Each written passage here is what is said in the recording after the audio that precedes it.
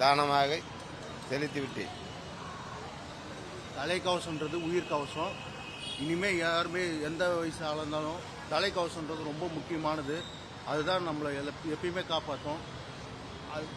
இனி நிறைய பேர் இந்த மாதிரி உடல் உறுப்புகளை தானம் பண்ணுங்க.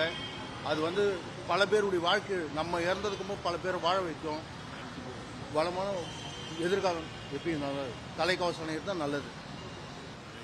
20 வயது கல்லூரியில் படிக்கின்ற மாணவர் துரதிருஷ்டவசமாக 2ஆம் தேதி அவர் திருவண்ணாமலை மாவட்டத்தை சேர்ந்தவர். பர்வதமலை என்ற இடத்துல அவர் வசித்து வருகிறார். அவருடைய குடும்ப நிகழ்ச்சிக்காக அவருடைய 2 வீலரில் அவர் போகின்ற பொழுது 2 வீலர் வர்சஸ் டிராக்டர் அதில் ஆக்சிடென்ட் ஆகி பலத்த காயமுற்று அவர் உடனடியாக திருவண்ணாமலை அரசு மருத்துவக் கல்லூரி மருத்துவமனைக்கு உள்நோயாளிகளில் அனுமதிக்கப்பட்டு பிறகு வேலூரில் உள்ள ஒரு தனியார் மருத்துவமனையிலும் அனுமதிக்கப்பட்டு அங்கும் முடியாமல் மேல் சிகிச்சைக்காக ராஜீவ்காந்தி பொது மருத்துவமனையில் 3ஆம் தேதி இரவு அனுமதிக்கப்பட்டார். அனுமதிக்கப்பட்ட அவருக்கு நரம்பு இயல் அறுவை சிகிச்சை, அதாவது நியூரோ சர்ஜரி என்ற டிபார்ட்மெண்ட் மற்றும் நியூராலஜிஸ்ட் அவர்களெல்லாம் முழுமையாக பரிசோதனை செய்து அவருக்கான சிடி ஸ்கேன் இதெல்லாம் எடுத்த பிறகு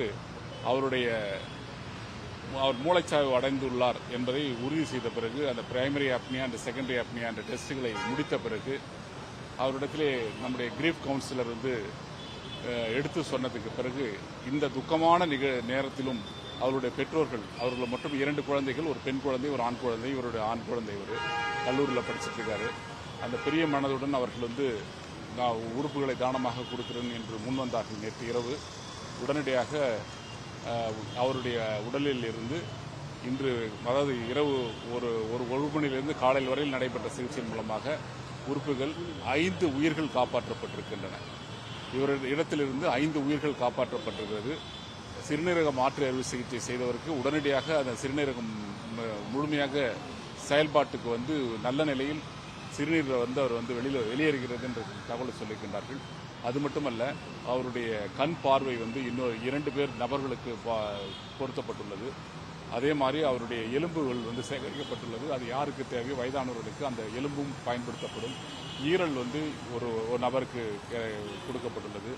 கிட்னியை இன்னொரு மருத்துவமனைக்கு கிட்னியும் சென்றிருக்கிறது. அது மாதிரி இவ்வாறு ஒரு 5-6 உயிர்கள் இன்றைய தினம் இன்று அவர் மறைந்தாலும் அவர் 6 உயிர்களில் வாழ்கின்றார் என்ற ஒரே ஒரு விஷயத்தை மக்கள், அவருடைய பெற்றோர்கள் அந்த ஒரு சின்ன ஆறுதலுடன் அவர்கள் செல்கின்றார்கள். பாதுகாப்பாக நம்ம பயணம் செய்ய வேண்டும் என்பது என்னுடைய முக்கியமான ஒரு விஷயம். தலைக்கவசம் அணைவது என்பது மிக முக்கியமான ஒரு விஷயம். அரசு ராஜீவ்காந்தி பொது மருத்துவத்தில் 20வது உறுப்பு தானமாக இந்த ஆண்டில் ஜனவரியிலிருந்து இந்த தேதி வரையில் 20 உறுப்பு தானங்கள் நடைபெற்றிருக்கின்றது.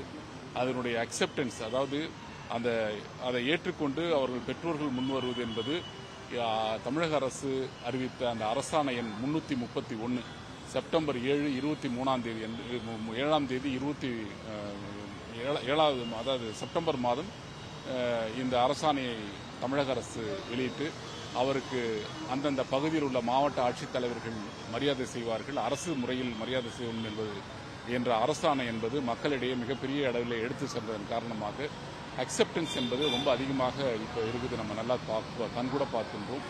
இது அவர்கள் மறைந்தாலும் அவர்கள் தொடர்ந்து உயிர் வாழ்கின்ற ஒரு அரிய வாய்ப்பாகவே மற்றவர்களுக்கு தெரிய வருகிறது.